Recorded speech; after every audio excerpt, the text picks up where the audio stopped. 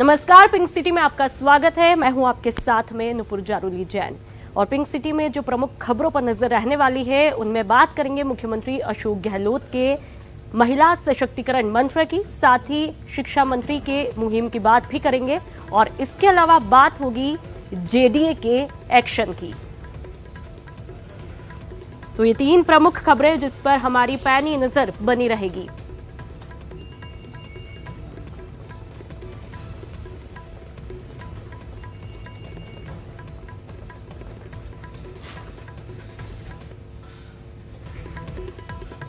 और आज मरुधरा में मुख्यमंत्री अशोक गहलोत ने महिला सशक्तिकरण का मंत्र दिया और महिलाओं से घूंघट से बाहर आने की अपील की। देखिए रिपोर्ट में। सीएम का महिला शक्ति मंत्र, महिला सशक्तिकरण संदेश। कांग्रेस ने दिलाई घूंघट से आजादी। आरक्षण कर दिया, आरक्षण करके अधिकार देना महिलाओं को, ये राजीव गांधी के संविधान संशोधन से संभव हुआ। उसके बाद अब गांव में महिलाएं सरपंच बनने लग गई है, पहले नहीं बन सकती थी। और अब महिला ने भी धीरे धीरे कॉन्फिडेंस के साथ काम करना शुरू कर दिया। जयपुर में मरुधरा की महिलाओं को सशक्त होने का मंत्र देते हुए सीएम अशोक गहलोत बोले कि पूर्व पीएम राजीव गांधी के पंचायत में महिलाओं को दिए आरक्षण की व्यवस्था ने उनकी जिंदगी में बड़ा बदलाव लाया। घूंघट को विकास में बाधक बताते हुए सीएम अशोक गहलोत ने कहा कि अब घूंघट का जमाना गया। एक महिला का घूंघट उनको बांध दिया, बंद कर दिया, तो जब तक घूंघट रहेगा तब तक महिला कभी आगे नहीं बढ़ पाएगी। जमाना गया, घूंघट का जमाना गया।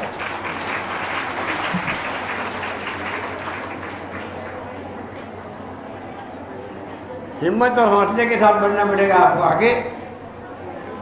सरकार आपके साथ खड़ी मिलेगी। सीएम अशोक गहलोत बोले कि बाल विवाह की कुरीतियों से छुटकारा दिलाने में समाज की बड़ी भूमिका है। बाल विवाह नहीं होने चाहिए। अब आप एक संगठन के लोग हैं तो आप सुनिश्चित करें कि गांव में बाल विवाह होगा तो हम रोकेंगे उसको। बाल विवाह से जिंदगी बर्बाद हो जाती है। गांवों में डायन प्रथा को शर्मसार ठहराते हुए सीएम बोले कि एक जादूगर को पता है कि जादू सिर्फ ट्रिक है, सच्चाई नहीं। मैं खुद मैजिशियन हूँ, मैं जादूगर भी हूँ। जादू में कुछ भी जादू नहीं होता है, ट्रिक होती है, खाली ट्रिक होती है। पर दिखता ऐसा है कि जादू हुआ है, दिखता ऐसा ही है। वो भी नाटक है। ये डायन का, ये भूत का, प्रेत का, ये सब नाटक है, कुछ भी नहीं।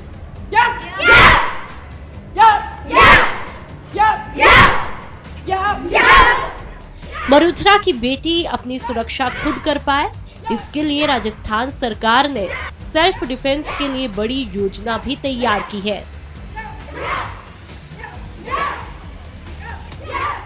कोई भी लड़की समाज में, चाहे वो पढ़ती नहीं भी है, पढ़ी हुई है, अब भी वो सेल्फ डिफेंस का कोर्स करना चाहती है, ट्रेनिंग लेना चाहती है, उसके लिए अलग से व्यवस्था करते हैं। इस प्रकार से नया प्रयोग हम दे रहे हैं जिससे महिलाओं का हौसला बुलंद हो, एक कॉन्फिडेंस पैदा हो। महिलाएं भी, लड़कियां भी जो चाहती हैं कि हम सेल्फ डिफेंस की क्लासेस लें, ट्रेनिंग लें, हम अपने आप को आत्मरक्षा के प्रति अपने अंदर एक जज्बा पैदा कर पाए, उन सब लोगों के लिए भी सरकार ने एक योजना निकाली है। पुलिस के माध्यम से उनको ट्रेनिंग दी जाएगी जो चाहती हैं जिनको। महिलाओं के खिलाफ बढ़ते अपराध से हर कोई परेशान है और अब सरकार की इस पहल का सकारात्मक परिणाम भी सामने आएगा जब सेल्फ डिफेंस के गुर सीख कर लड़कियां और महिलाएं अपनी सुरक्षा खुद कर पाएंगी। गोवर्धन चौधरी के साथ ब्यूरो रिपोर्ट, न्यूज़ 18 राजस्थान।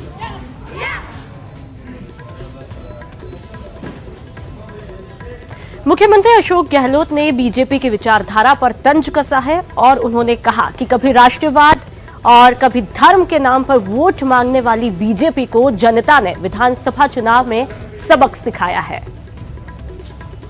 राष्ट्रवाद की बात चलने वाली जनता सब समझती है कि वोटों के वोटों के लेकर के, वोट को लेकर के ये इस प्रकार से नारे लगाते हैं। धर्म के नाम पर पहले थे, अब राष्ट्रवाद के नाम पे आ गए। तो मैं समझता हूँ कि इन चुनाव में पोल खुल गए उनकी। अभी 2 चुनाव हुए थे राज्यों में, हरियाणा में और महाराष्ट्र के अंदर। तो जनता बहुत समझती है और आप देखेंगे आने वाले वक्त में समझदारी के पैसे और देगी जनता। 2 बाई इलेक्शन हुए थे, 2 बाई इलेक्शन में हम देखा होगा किस प्रकार से इतनी भारी जीत होना मंडावा के अंदर 30-35 हज़ार थे। और नागौर के अंदर ख्यूशर में हम लोग हारे नहीं हैं, 17,000 की लीड थी उनकी, वो 4,000 पे आ गई। तब समझ सकते हैं कि जनता ने पूरा साथ दिया। और चलिए बात करेंगे शिक्षा मंत्री जी की, जिन्होंने राज्य की शिक्षा को एक अलग ही मुकाम दिलाने का फैसला किया है। देखिए रिपोर्ट में। शिक्षा मंत्री ने लिया प्रण। प्रत्येक स्कूल से शिक्षा मंत्री सरकार के प्रतिनिधि के रूप में संवाद करेगा और उनकी समस्याओं को सुनेगा और उनको क्या सरकार आपसे उनसे अपेक्षा करती है ये बात उनको बताएगा। प्रदेश की शिक्षा को बनाएंगे नंबर 1।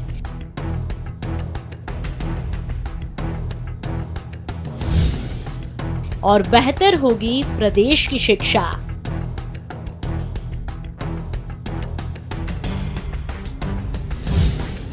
खत्म होगी स्कूलों की समस्या।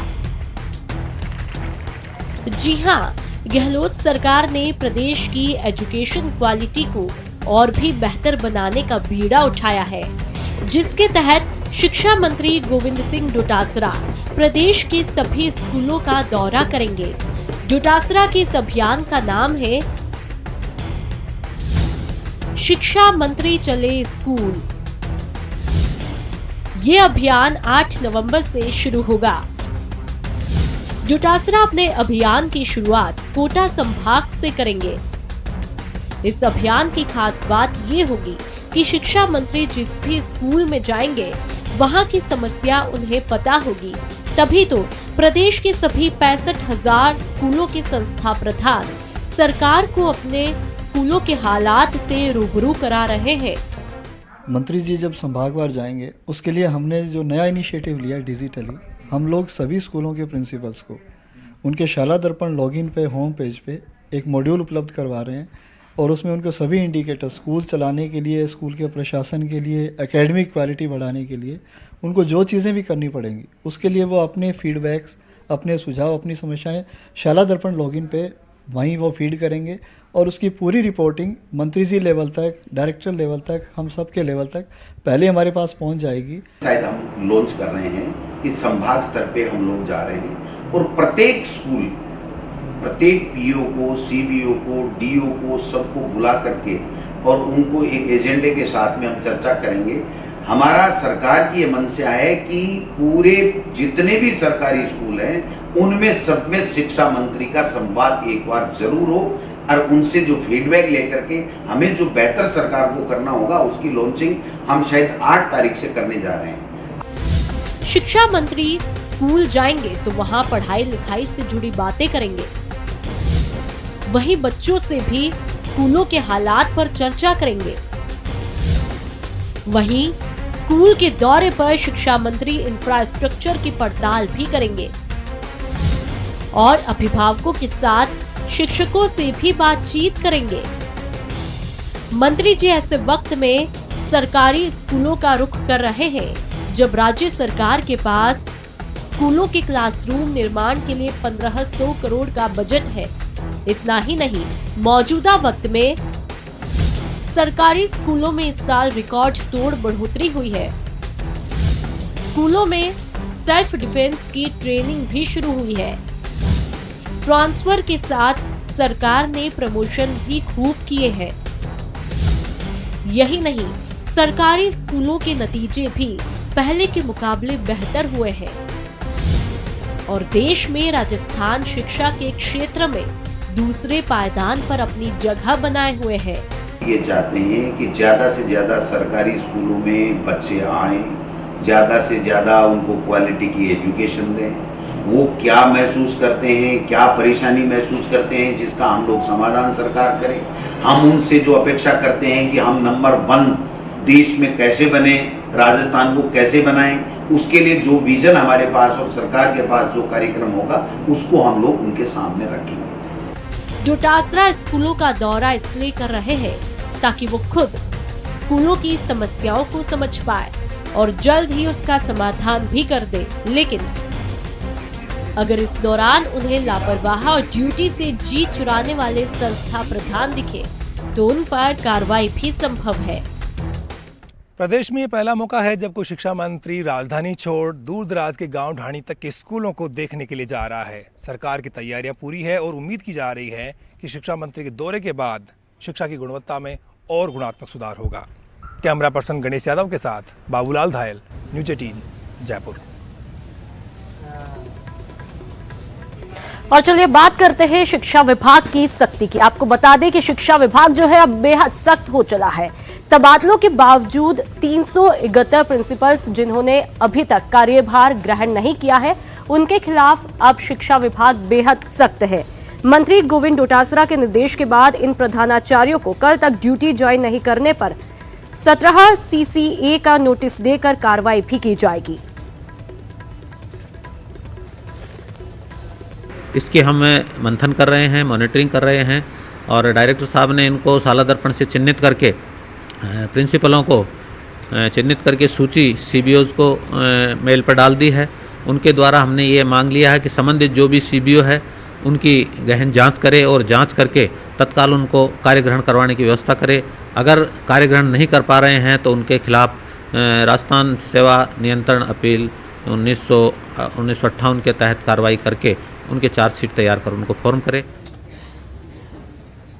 स्कूलों के जरिए अब गहलोत सरकार जो है जेंडर इक्विटी का सपना जो है वो पूरा करने जा रही है और इसके लिए विद्यालयों में जोरों शोरों से तैयारियां भी शुरू हो चुकी है।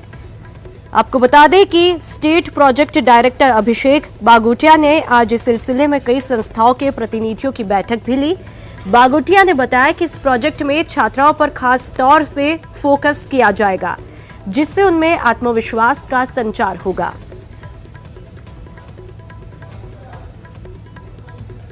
राज्य में हम जगह जगह, और अभी तो उन्होंने 2 ब्लॉक चुने हैं, बट उसमें जेंडर इक्विटी की बात है, तो जेंडर इक्विटी को हम स्कूलों में और जेंडर इक्विटी के विषय को हम स्कूलों में बच्चों के लिए और उनके अभिभावकों के लिए और समाज में उनके थ्रू, स्कूलों के थ्रू हम कैसे पहुंचा सकें और जेंडर इक्विटी का माहौल महिलाओं और बच्चियों के लिए हम कैसे बना सकें कि उनके लिए पढ़ाई और पढ़ाई के माहौल में समानता है और उससे उनका संबलन भी बढ़ेगा।